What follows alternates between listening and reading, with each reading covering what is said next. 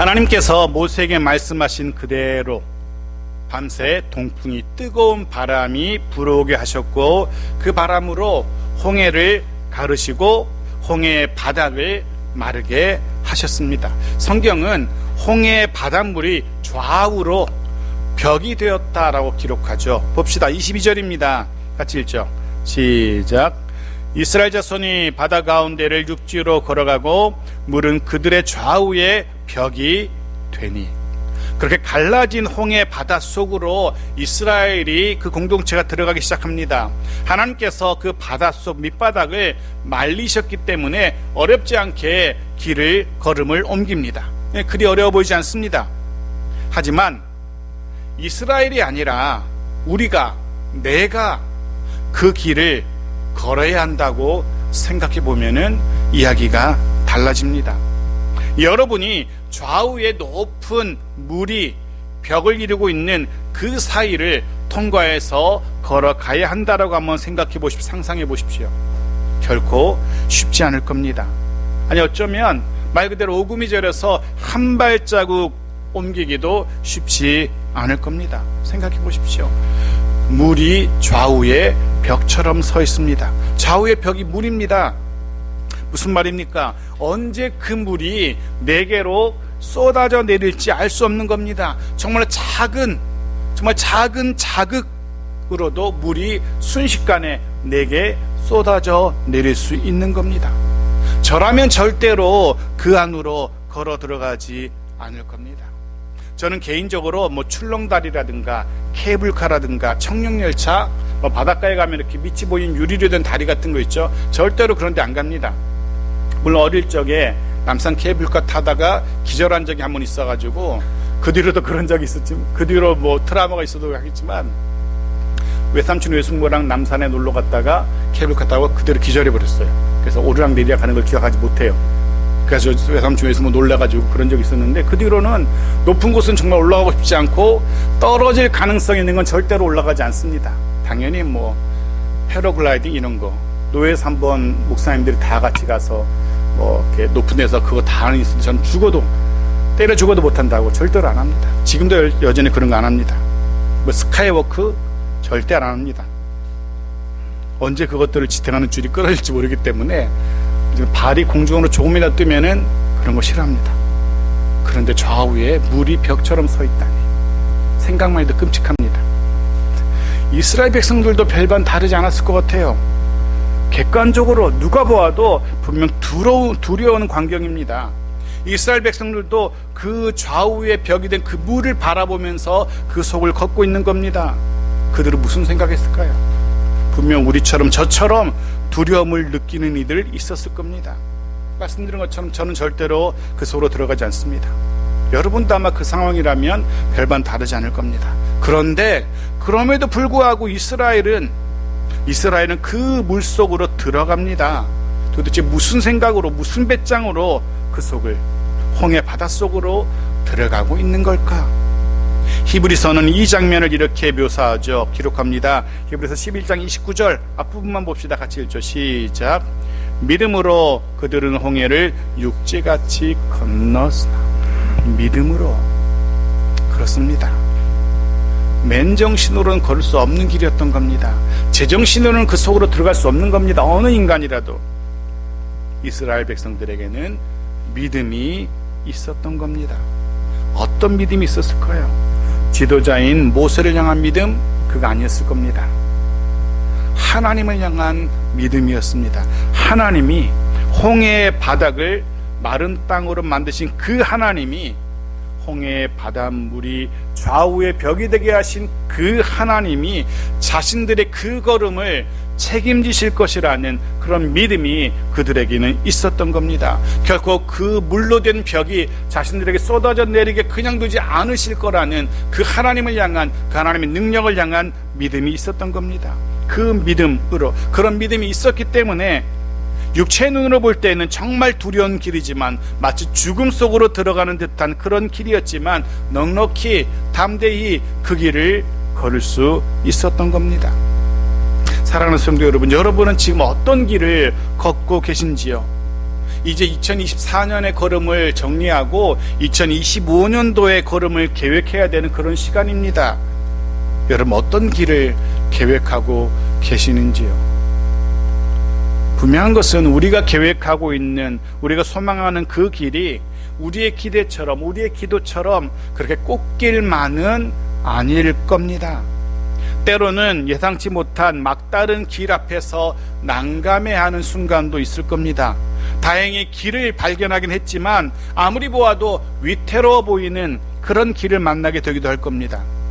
아무리 보아도 위태로워 보이는 길이지만 다른 선택지가 없어서 그 길을 가야만 하는, 그 길을 걸어야만 하는 그런 불안한 마음 가지고 그 길을 가야 되는 순간도 있을 겁니다. 정말 험난해 보이는 좁디 좁은 길을 걷는, 그래야만 하는 순간들 있을 겁니다. 그 길을 지나야만, 아무리 불안해 보이고 아무리 두려워도 그 길을 지나야만 내가 원하는 것들, 내가 소망하는 것들, 내가 꿈꾸는 것들 이룰 수 있기 때문에 그 길을 가야만 하는 그런 순간들을 있을 겁니다. 그 길 어려울 수 있습니다. 힘겨울 수 있습니다. 한 걸음 한 걸음이 불안할 수 있습니다. 하지만 너무 두려워하지 마시고 너무 불안해하지 마십시오. 왜냐하면 하나님이 열어주신 길이라면, 하나님이 허락하신 길이라면 그 길 하나님이 함께 하실 것이기 때문에 그렇습니다. 성령 하나님께서 분명 책임지실 겁니다. 평안하게 넉넉하게 그 길 가도록 그 길 끝까지 도우실 겁니다. 그 믿음 가지고 걸어가는 우리의 인생 길이기를 주의 이름으로 축복합니다. 남은 12월의 하루하루 참 혼란한 하루하루가 되겠지만, 정신없는 하루하루가 되겠지만, 그리고 2025년 우리의 걸음, 우리의 길들이, 그 모든 걸음과 그런 모든 길들이 하나님이 함께 하시고 하나님이 인도하시는 그런 평안한 길이기를, 복된 길이기를 주의 이름으로 축복합니다. 자, 22절입니다. 같이 읽죠. 시작. 애굽 사람들과 바로의 말들, 병거들과 그 마병들이 다 그들의 뒤를 추격하여 바다 가운데로 들어오는지라. 그렇게 함께 하신 하나님, 길을 여시고 그 길을 인도하신 하나님, 그 길을 끝까지 내 손잡고 가시는 그 하나님을 향한 믿음 가지고 이스라엘이 홍해 속으로 들어왔습니다. 그런데 또 다른 문제, 또 다른 위기를 그들이 마주하게 됩니다. 또 다른 두려움이 그들을 들이닥칩니다. 어떤 두려움입니까? 애굽의 바로와 그 병거들, 그 마병들도 이스라엘 따라서 그 바닷속으로 뛰어들어오는 겁니다. 예기치 않은 또 다른 두려움이 생겨난 겁니다. 예기치 않은 돌발 병수가 생겨난 거죠. 우리 인생도 그런 것 같습니다. 예기치 못한 일들, 예기치 못한 사건들이 불쑥불쑥 일어나죠. 참 인생 쉽지 않은 것 같습니다. 어렵사리 산 하나 넘으면 또 다른 산이 앞에 버티고 있는 그것이 우리의 인생인 것 같습니다. 뭐 하나 쉬운 게 없는 것 같습니다.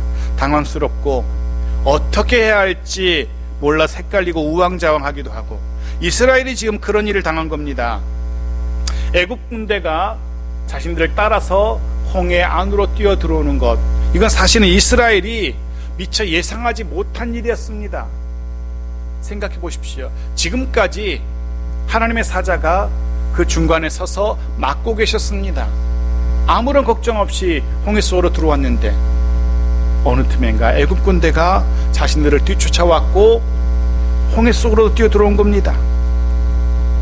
그래도 설마 이 바닷속으로 들어오리라고는 생각하지 못했을 겁니다. 왜냐하면 자신들에게는 믿음이 있었습니다. 하나님을 향한 믿음, 하나님의 보호하심에 대한 믿음, 그 물로 된 벽이 쏟아져 내리지 않을 거라는, 그렇게 하실 거라는 하나님을 향한 믿음이 있었기 때문에 그 속으로 들어왔지만, 하나님을 향한 믿음이 있을 리 없는 애굽 군대가 벽으로 된 그 물 속으로 들어오다니 이스라엘은 적잖게 당황했을 겁니다. 생각하지 못한 일이었기 때문에. 그만큼 사실은 무모해 보이는, 제정신이 아닌 것 같은 애굽 군대의 그런 선택이었던 겁니다. 정상적인 지휘관이었다면 그렇게 물이 벽처럼 산처럼 쌓여있는데 그 속으로 선뜻 들어가라고 명령할 수 없을 겁니다. 왜 저렇게 되었는지, 그 속으로 들어가는 것이 안전한지 점검하고 들어올 겁니다. 애굽은 무턱대고 이스라엘을 뒤쫓아 들어옵니다. 아무리 보아도 무모해 보이는 그런 애굽의 선택입니다. 이해가 되지 않습니다. 도대체 무슨 용기로, 믿음 없는 저들이, 하나님을 향한 믿음도 없는 저들이 무슨 생각으로 이 홍해 바닷속으로 들어온단 말인가. 아무리 이스라엘이 미워도 그렇지 자신들의 목숨을 걸 정도는 아니지 않습니까? 누군가가 아무리 미워도 내 목숨을 걸 만큼 그런 미운 상대는 없을 겁니다. 왜? 답은 성경에 나오죠. 그 앞에 읽었던 본문 17절입니다. 같이 읽어보죠. 시작. 내가 애굽 사람들의 마음을 완악하게 할 것인즉 그들이 그 뒤를 따라 들어갈 것이라. 내가 바로와 그의 모든 군대와 그의 병거와 마병으로 말미암아 영광을 얻으리니. 그렇습니다. 이제 여기서 답을 얻을 수 있습니다. 애굽 군대가 왜 그렇게 말도 되지 않는 선택을 했는지, 애굽 군대가 왜 이스라엘 쫓아서 그 속까지 들어오게 되었는지 발견하게 됩니다. 하나님께서 그렇게 하신 겁니다. 하나님께서 애굽 군대로 하여금 이스라엘의 뒤를 따라서 홍해 그 바닷속으로 들어올 수밖에 없도록 하신 겁니다. 물론 그들도 이스라엘 백성들처럼 그 홍해를 무사히 건너고 이스라엘을 때려 죽이라고 그렇게 그 속으로 들어오게 하신 것이 아니었습니다. 성경은 하나님이 영광을 얻기 위함이라고 말씀하십니다. 봅시다. 하나님께서 어떻게 애굽 군대를 통해서 영광을 얻으시는지. 먼저 24절과 25절을 먼저 보죠. 같이 읽겠습니다. 시작. 새벽에 여호와께서 불과 구름 기둥 가운데서 애굽 군대를 보시고 애굽 군대를 어지럽게 하시며 그들의 병거 바퀴를 벗겨서 달기가 어렵게 하시니 애굽 사람들이 이르되 이스라엘 앞에서 우리가 도망하자. 여호와가 그들을 위하여 싸워 애굽 사람들을 치시도다. 아멘. 하나님께서 애굽 사람들을 치시기 시작하십니다. 하나님께서 애굽 군대를 치시기 시작했습니다. 사랑하는 성도 여러분, 때로 우리를 대적하는 사람들, 이유 없이 부당하게 힘들게 하는 사람들 있습니다. 우리를 힘들게 하는 그런 일들 일어나곤 합니다. 그들로 인해서, 그런 일들로 인해서 마음 상하고 열받고 화가 나기도 합니다. 그렇다고 해서 굳이 즉각적으로 그 화를, 그 분노를 폭발시킬 이유가 그럴 필요가 없습니다. 왜냐하면 하나님이 하실 것이기 때문에. 하나님께서 하실 겁니다.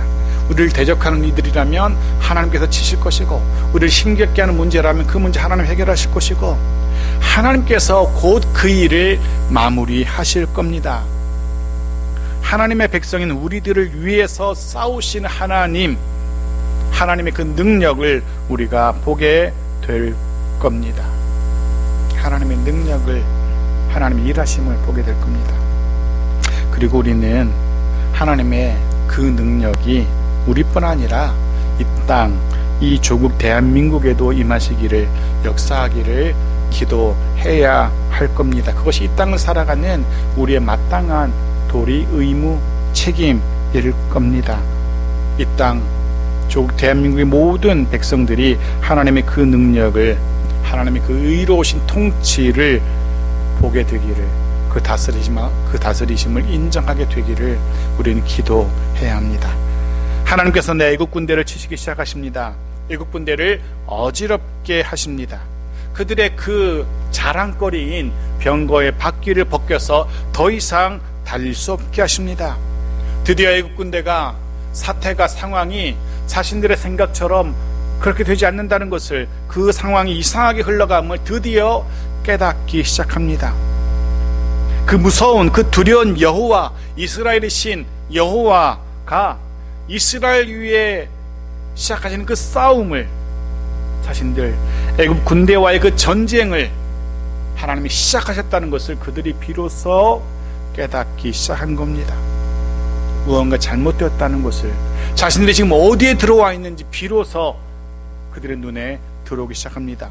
자신들이 지금 어디에 어떤 상황에 놓였는지, 얼마나 위험천만한 곳에 서 있는지 그들이 드디어 발견하게 된 겁니다. 그 눈으로 다시금 상황을 둘러보니까 물이 벽처럼 서 있습니다.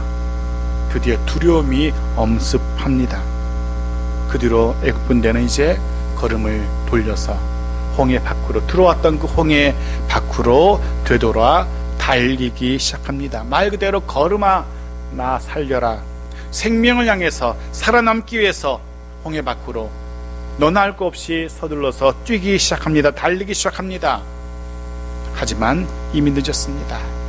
26절부터 28절을 같이 읽어보죠. 시작.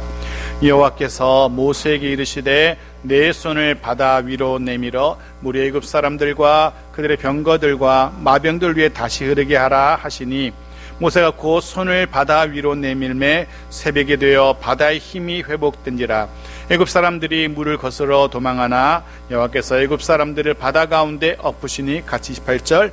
물이 다시 흘러 병거들과 기병들을 덮되 그들의 뒤를 따라 바다에 들어간 바로의 군대를 다 덮으니 하나도 남지 아니하였더라. 아멘. 말 그대로 실로 완벽한 마무리입니다. 흔히 하는 말로 10점 만점에 10점 그 이상 되는 마무리입니다. 완벽한 하나님의 승리입니다. 보십시오. 하나님께서 다시금 지도자 모세로 하여금 손을 다시금 내밀게 하십니다.